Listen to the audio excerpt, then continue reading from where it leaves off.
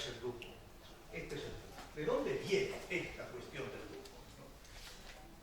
Por supuesto, el lujo para Schomburg es ciertamente algo que tiene su base en la vida sexual. El lujo es el equivalente en nuestra sociedad a la exuberancia de las relaciones animales, a la exuberancia del pavo real, a la exuberancia de todos los animales que exigen ser vistos, ¿no? Es la exigencia del ser visto. Pero ¿qué es la exigencia del ser visto? Y aquí es donde nos damos cuenta que no es sino una necesidad antropológica, aristocráticamente antropológica, de aspirar a la autorreferencialidad, a la centralidad, ¿no? Primer tratado de la genealogía de la moral, de Nietzsche. En la aspiración a ser el centro, ¿no? A no referir a nadie, sino referirse a sí mismo. Es, en este sentido, la manera en que se genera valor, se crea valor y se crea la distancia. Se produce el pato de la distancia, la distinción, todo lo que ha estudiado Bourdieu de manera tan interesante. El lujo es la forma en que obtenemos la distinción, que es la forma en la que no declaramos superiores, en la que verificamos nuestra capacidad,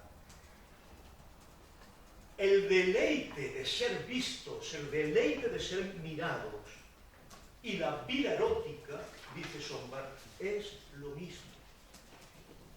La vida erótica es, en cierto modo, la culminación de la centralidad, la culminación de la voluntad de poder, para entenderlo.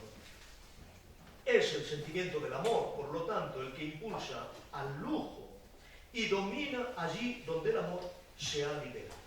Allí donde el amor no está sometido a condiciones de represión, esto es, donde se acepta su dimensión pulsional, allí el lujo, la exuberancia, la distinción, la superioridad es inevitable. Por lo tanto, tenemos la contrapartida de Weber.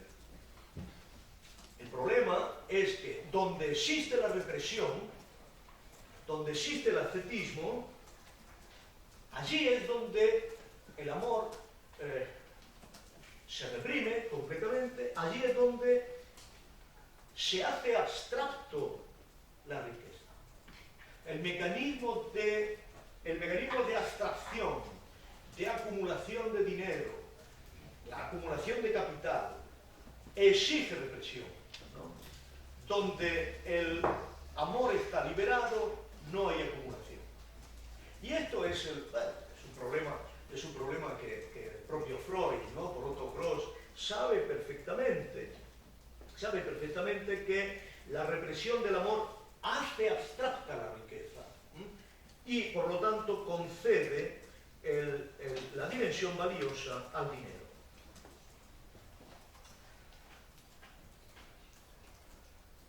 Las expresiones nietzscheanas se siguen en todo momento, anhelo de ostentación, orgullo, afán de poderío, en una palabra, deseo de anteponerse a los demás, deseo de rango, ¿no? En el sentido nietzscheano del término. Deseo de rango que en el fondo está diseñado en continuidad con el deseo de brillo propio de la sociedad aristocrática.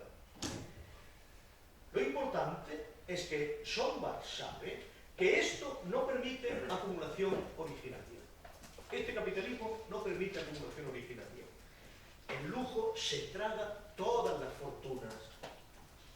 Por lo tanto, estamos hablando mucho más de Bataille, estamos hablando mucho más de la despese, estamos hablando mucho más del gasto, estamos hablando mucho más de ese momento de potlatch, ¿no? En el que, por supuesto, la riqueza de toda la tribu nacional se funde de manera generosa en la propia corte.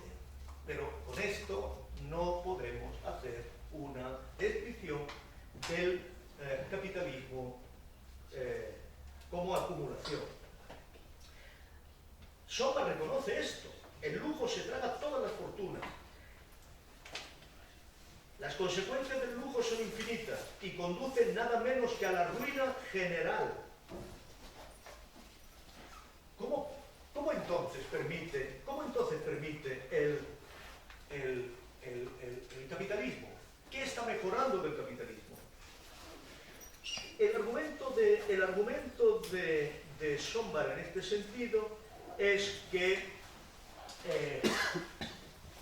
la compra a crédito tiene que separarse de la compra a precio fijo. Esto es, tiene que separarse siempre a nivel de racionalización del comercio.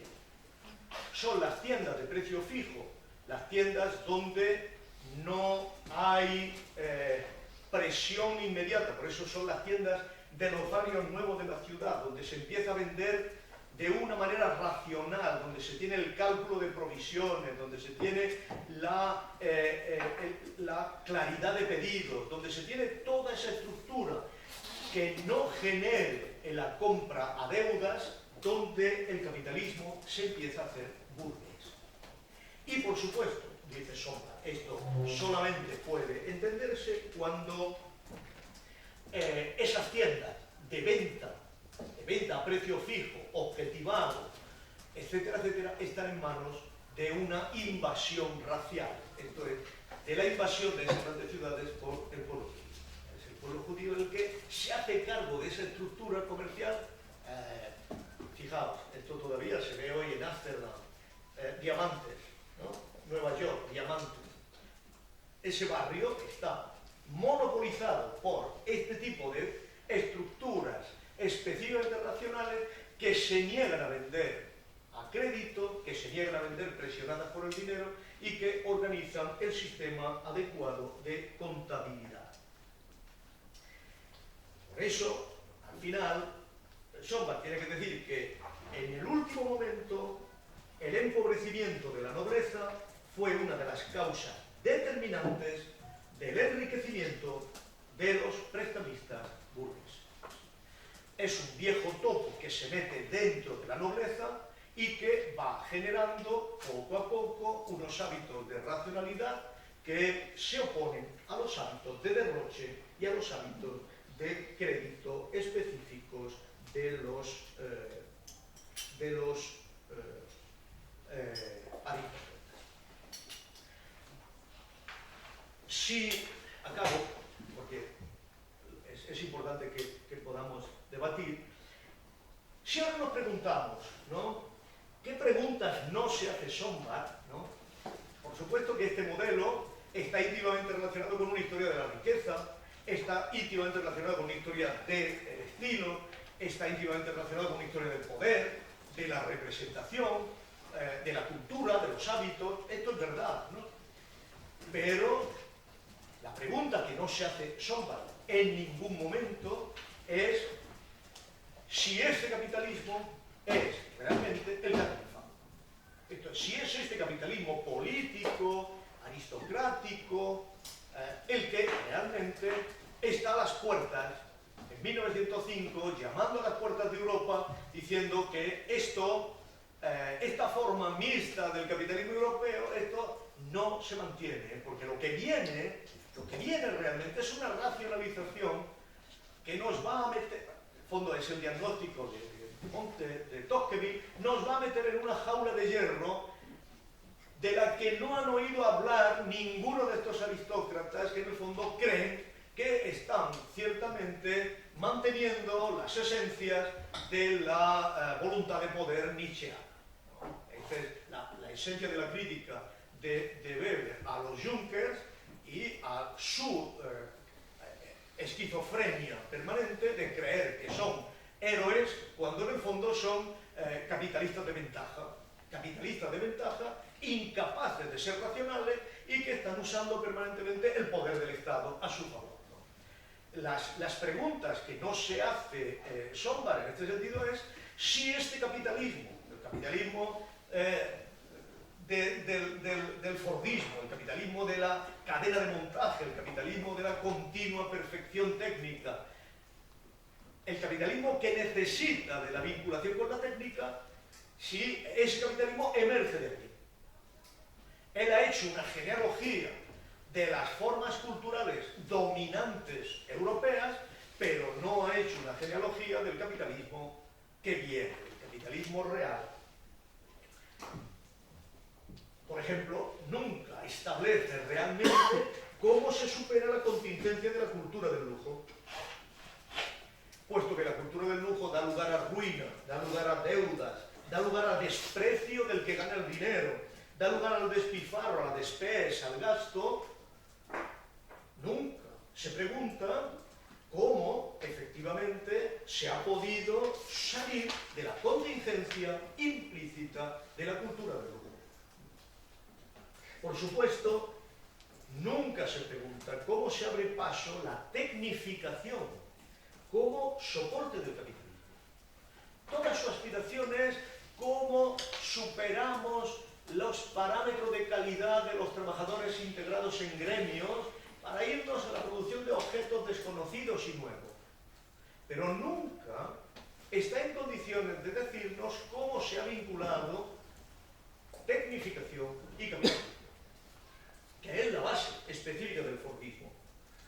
Nunca se pregunta cómo la economía se separa de la base aristocrática. Nunca cómo se avanza y por qué y cuál es el sistema que está en la base de eso que él llama ampliación del gusto o ampliación del lujo y que hemos llamado democratización del lujo. Nunca se pregunta cuál es el motor de esa democratización permanente del lujo, que hace que, si los señores tienen que hacer una casa con terciopelo, nosotros lo hacemos con papeles pintados, ¿no? O si ellos tienen que hacer carrozas que duran, que se tardan en hacer 3 años, nosotros hacemos un coche que se hace en 5 minutos en la cadena de montaje, ¿no? Esta cuestión, ¿no? ¿De dónde procede el impulso de tecnificación por un lado, democratización del lujo por otro? Y lo que es más importante, hasta qué punto esa democratización del lujo implica un cambio cultural que ya no está dominado por el lujo, por el concepto lujo, sino que está dominado por otros valores que tendríamos que saber cuáles son y que tendríamos que explicar cómo se imponen y desde dónde, y si son conscientes o autoconscientes o no, y si hay lucha, y si hay hostilidad entre esta democratización específica y esta aristocratización del gusto, ¿no? Que en el fondo ama el dinero y desprecia a quien lo gana, ¿no? Esas preguntas nunca se las hacen. Por lo tanto, nunca llega a entender qué significa producir para el mercado. Nunca entiende qué significa producir para el mercado anónimo y no para un estamento identificado en sus estándares. Nunca está en condiciones de mostrar cómo a través de la técnica se consigue una novedad permanente de productos, ¿no? Y por qué esa novedad permanente de productos está en condiciones de servir a otra cosa en un mercado anónimo. Esto es, cómo la producción va por delante de la demanda, cómo la producción de nuevas cosas va por delante de la identificación de sujetos que demandan objetos, ¿no?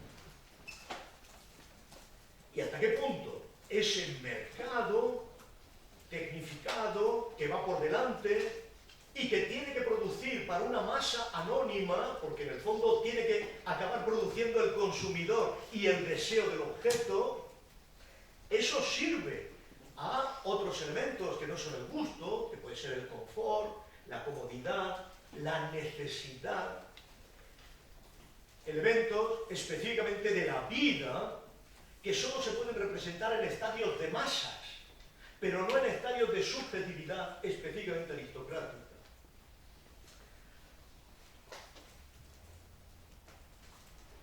Y nunca se pregunta cómo esta nueva orientación, como orientación racional, supera la compra a deudas. Y por lo tanto, cómo garantiza el circuito mercancía, dinero, mercancía, ¿no? Que es lo único que garantiza la posibilidad de una acumulación, ¿no? Porque todo el circuito, cuando se compra deudas, evidentemente no garantiza la acumulación propiamente dicha. En este sentido, en el mercado nuevo, la prioridad es la oferta sobre la demanda, y esto, en la medida en que afecte a cantidades de masas, tiene que ver con la vida cotidiana, no con la excepción de la vida amorosa. Por lo tanto, aquí tenemos que darnos cuenta hasta qué punto, cuando Weber está diciendo imaginemos la genealogía del capitalismo fordista, lo que está diciendo fundamentalmente es que el capitalismo fordista no sería comprensible desde el punto de vista de los valores aristocráticos. Es inviable. Es comprensible desde el punto de vista de los valores del trabajo. No es comprensible desde el punto de vista de los valores nietzscheanos. Esto, con los valores nietzscheanos, generamos Bataille, que es lo que en el fondo significa sombra, pero no podemos generar el capitalismo actual.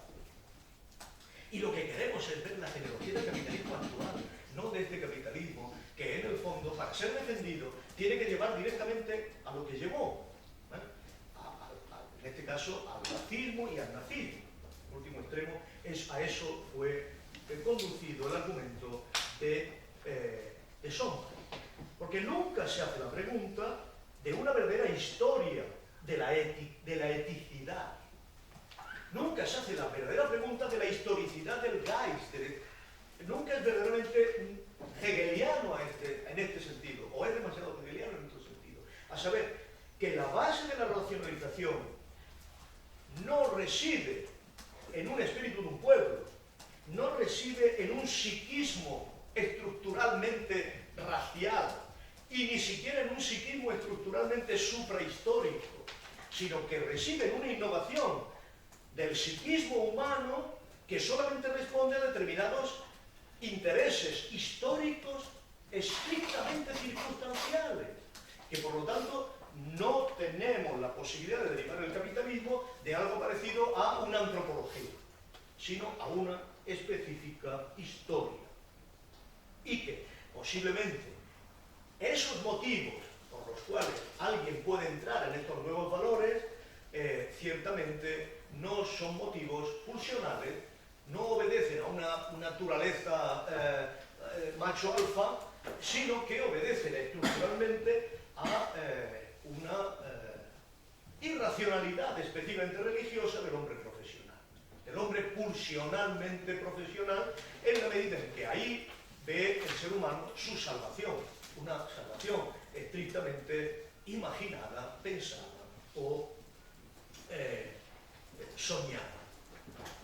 En suma, la pregunta fundamental que no se hace nunca Sombra es cómo se alcanza la faz del capitalismo actual.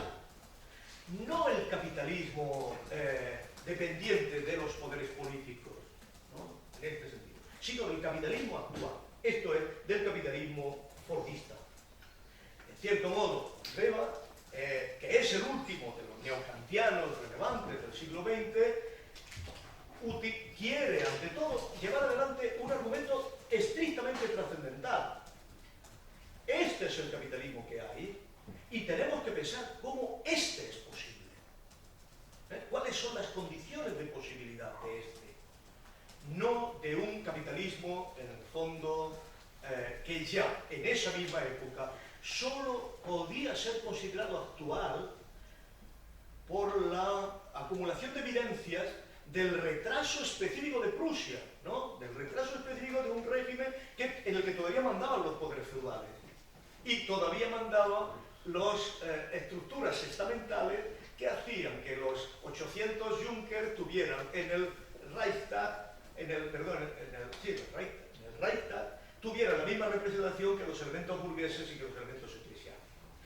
Esto, evidentemente, muestra hasta qué punto el antiguo régimen con su estructura aristocrática de los 3 órdenes, ¿no? La última variación de la estructura de los 3 órdenes estaba en vigor hasta 1918.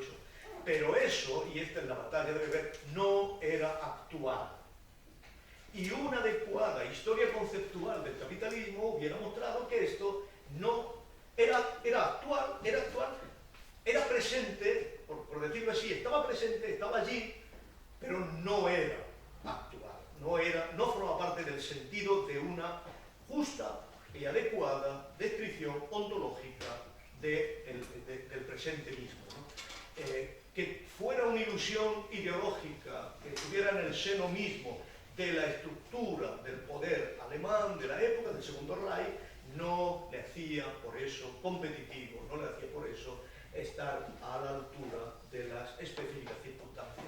Y creo que sin esta contraposición que he intentado mostrar de una manera muy acelerada entre Sombart y Weber, no entendemos de manera adecuada la aspiración específica de Weber, que era esta que he dicho, ¿no? ¿Cuál es la condición de posibilidad del Fordismo? Gracias.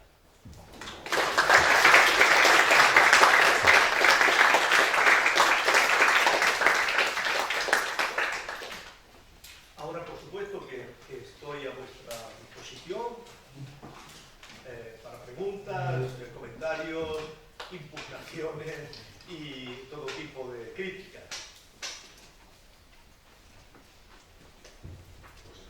Venga, José. Con una fácil. Muy bien. Ahora que ya no estamos en un capitalismo fordista, Sí. sino que hemos pasado, digamos, en esa época y haciendo la misma pregunta que tú te haces, ¿cuáles serían las condiciones de posibilidad de este neoliberalismo, que ya no es capitalismo fordista? ¿Qué se podría retomar de Sombart? Porque a mí me parece que la cuestión de la fusión de goce de objeto es crucial para pensar lo que nos pasa hoy, cuando por ejemplo uno ve que ya no puede definir la miseria ni la necesidad de las urbes y de los barrios marginales de las urbes en términos de carencia material. Allí hay droga, allí hay pistolas, allí hay todo eso, y si salimos de España y te vas a otros países ya no te cuento, ¿no? Es decir, que sí que hay una especie de al menos en este punto, ¿no? sin pensar que haya una invariante antropológica ni todo esto, pero creo que ¿crees que esto es rescatable? Porque a mí me parece muy rescatable para pensar el neoliberalismo. Por eso he traído a Sombart. Por eso he traído a Sombart, porque algo que es completamente disfuncional respecto de lo que constituye el núcleo teórico de Max Weber, ¿no?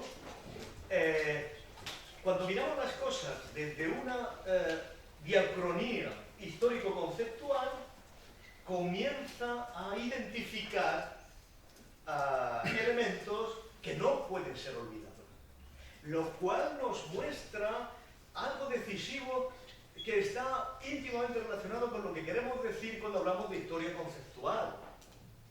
Cuando hablamos de historia conceptual, no queremos identificar estados sociales o históricos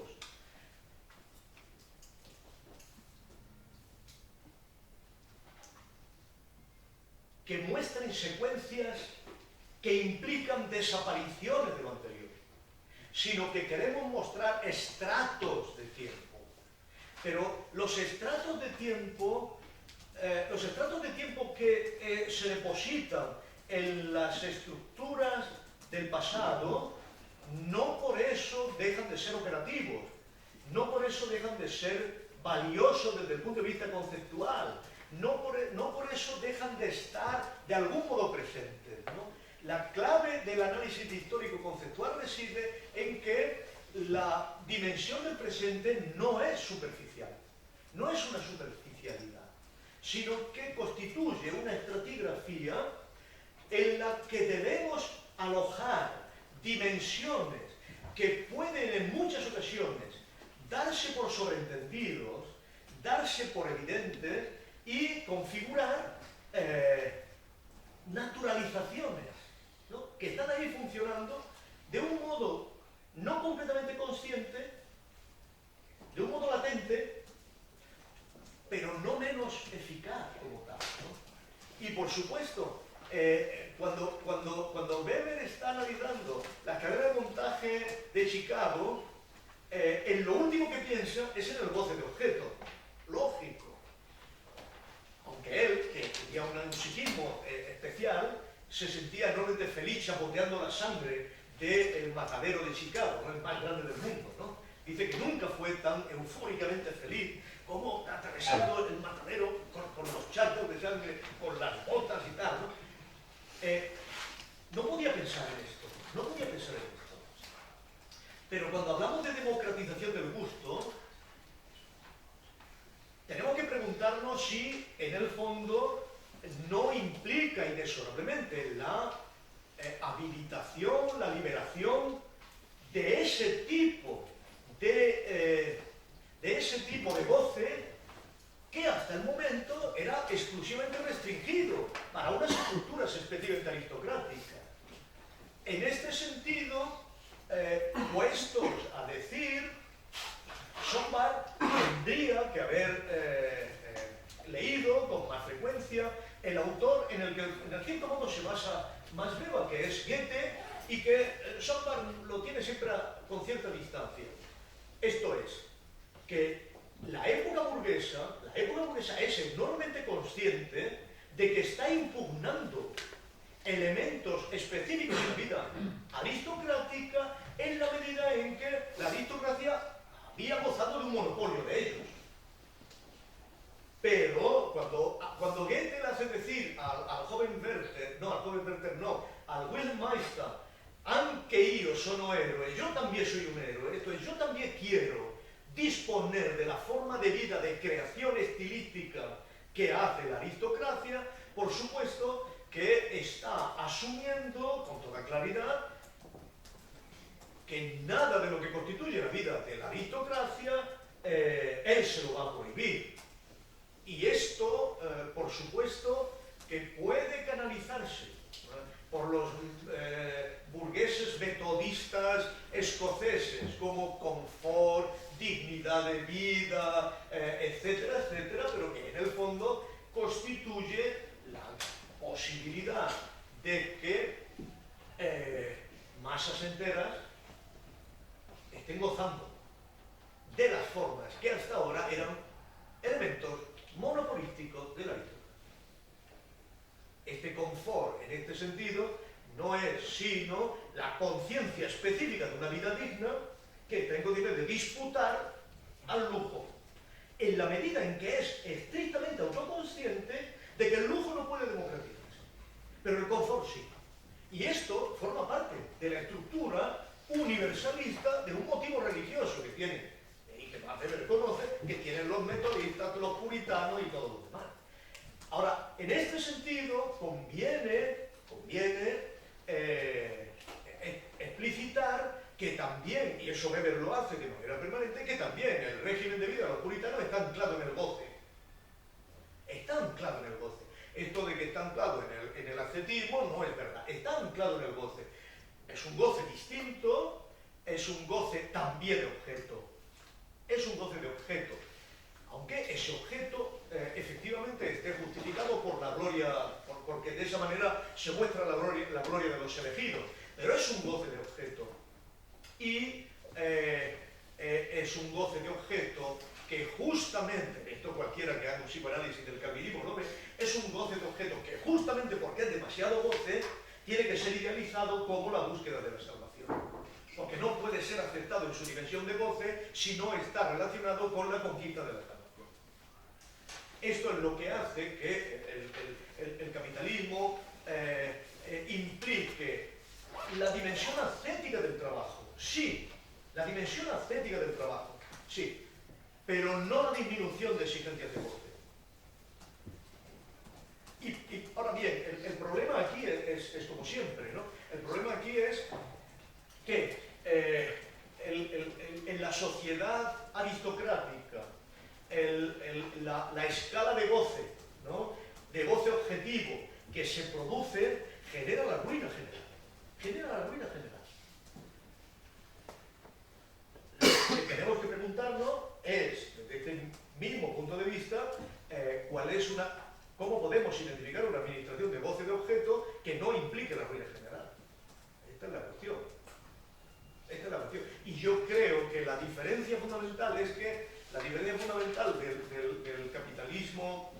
fordista, que se basa en la democratización de valores aristocráticos, ¿no? Previamente transformados, desplegado de un modo, una vez más, no tanto mediante una redistribución de la producción, no tanto mediante una centralidad de la producción específica, sino mediado de nuevo por una estructura de capital financiero que permite la compra mediante deuda, con independencia de la redistribución productiva, puede efectivamente llevarnos de nuevo, llevar también los peligros de la financiarización de la economía aristocrática que vimos previamente, ¿no? Y en este sentido, una vez más, la historia conceptual del capitalismo nos ilumina acerca de estratos que en cualquier momento pueden regresar, ¿no? Son estratos del pasado, pero que es una estratigrafía que pudiéramos llamar geológicamente activa, ¿no?